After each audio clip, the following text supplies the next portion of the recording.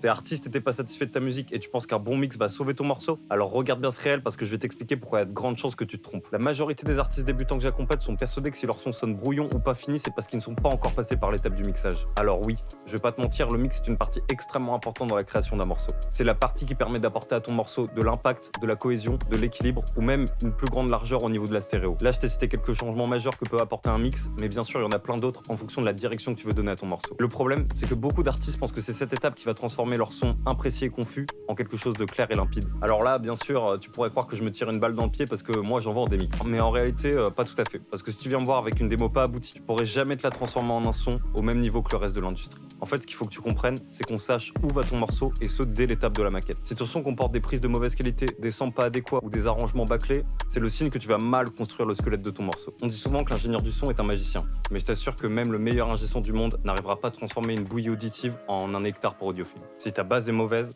le reste après un bon mixage sera dans le meilleur des cas tout juste moyen. Alors qu'à l'inverse, si tu as déjà une maquette avec une base solide et qu'on perçoit la direction et l'intention de ton morceau, là, tu as toutes les chances pour que ton titre soit magnifié au moment du mixage. La plupart du temps, si tu n'es pas satisfait de ton morceau, c'est qu'il manque encore quelque chose. Et la plupart du temps, c'est pas du mix, mais bien du travail en amont. Après, bien sûr, ce réel s'adresse vraiment aux artistes débutants. Si toi, tu penses que tu as les bases d'un bon morceau, moi, je reste entièrement disponible pour le faire passer à un niveau supérieur. Si tu veux qu'on bosse sur ton projet, commente Mix et on pourra en discuter. C'était HSL, ciao.